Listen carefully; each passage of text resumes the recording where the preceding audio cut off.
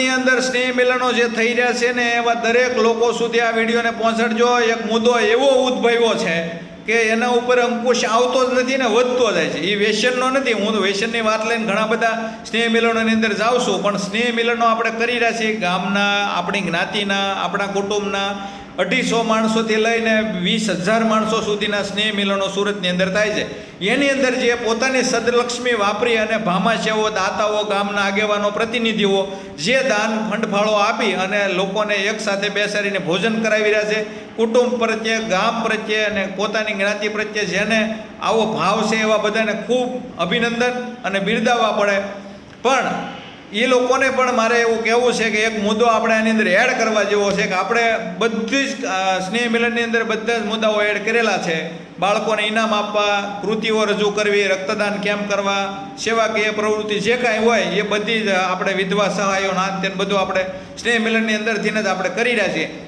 અને આ સ્નેહ મિલન મહાનગરોની અંદર થાય છે એ બહુ સારી બાબત છે. પણ જે છૂટાછેડાનો પ્રોબ્લેમ છે, આ શિયાળામાં 100 મેરેજ થયા છે. આવતો શિયાળો આવે ને ત્યાં એમાંથી 15થી 20 કપલના છૂટાછેડા થઈ જાય છે.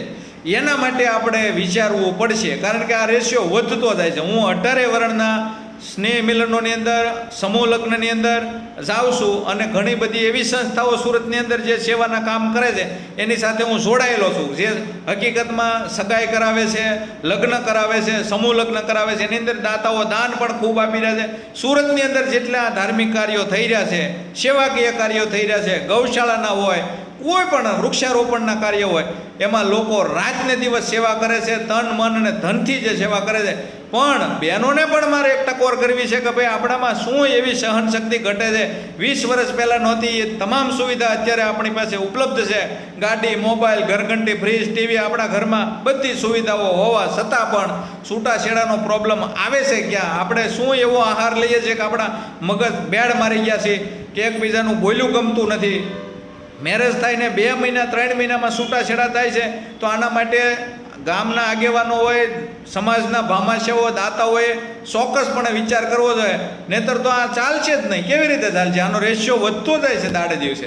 પહેલાં તો કોઈનું છૂટું થતું તો આખા ગામમાં એની વાત થતી કે ઓહો ઓલાનું છૂટું થઈ ગયું. હવે તો મામૂલી થઈ ગયું. બોલો, ગમે એના ગમે ત્યારે છૂટા થઈ જાય. તમને ખબર હોય ને ફરીને પાછા એના મેરેજ ગોઠવાય કે ગમે ત્યારે ગોઠવાય એનું, ત્યારે તમને ખબર પડે કે આનું આગલું હતું એ છૂટું થઈ ગયું.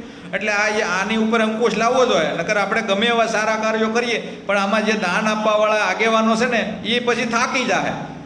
ભાઈ આપણે સમાજ માટે, ગામ માટે, આપણા કુટુંબો માટે એટલું કરીએ છીએ, એટલા રૂપિયાઓ આપીને, દાન આપીને આવા સારા કાર્યો કરીએ છીએ, પણ લોકોને કાંઈ સહન જ નથી કરવું. હવે અમુક સંસ્થા તો મેરેજ કરાવી અને મેરેજ સર્ટિફિકેટ ફ્રીમાં આપે છે કે ભાઈ અમારા તરફથી મેરેજ સર્ટિફિકેટ ફ્રી. હવે 2 મહિના પછી સર્ટિફિકેટ આપવા માટે જ્યારે ફોન કરે ત્યારે કે અમારે છૂટું થઈ ગયું. એક તો સામેનો પ્રોબ્લેમ, એમાં 5 જણાને વાંધો આવે તો 10 કપલ છૂટા થઈ જાય. એટલે પહેલાં સગાઈમાં એવું હતું કે ભાઈ સુરતમાં હોય, શહેરમાં હોય છોકરો તો અમારે દીકરી દેવી છે, પછી કે પ્રાઇવેટ ધંધો હોય તો દેવી છે, કોઈ કે નોકરી હોય તો દેવી, અથવા તો કોઈ એવું કે ભાઈ ફલાણા ધર્મની અંદર અથવા ફલાણા સંપ્રદાયની અંદર હોય તો અમારે દીકરી દેવી છે, અથવા હવે તો એવું આવ્યું કે ભાઈ વિદેશમાં હોય તો અમારે દીકરી દેવી. એટલે એ તો પોતપોતાની વિચારધારા, એને મુબારક. પણ આ છૂટાછેડા જે થઈ રહ્યા છે આપણે બધું જોઈએ છીએ, બધું જોઈ કારવીને કરીએ છીએ 5-25 જણા ભેગા થઈને. એટલે આપણે કાં વાલીઓનું માનતા નથી અથવા તો વાલીઓની વાતમાંથી આપણને વિશ્વાસ નથી, વડીલોની. આ જે મેરેજ છૂટા થઈ રહ્યા છે એના માટે કહું છું.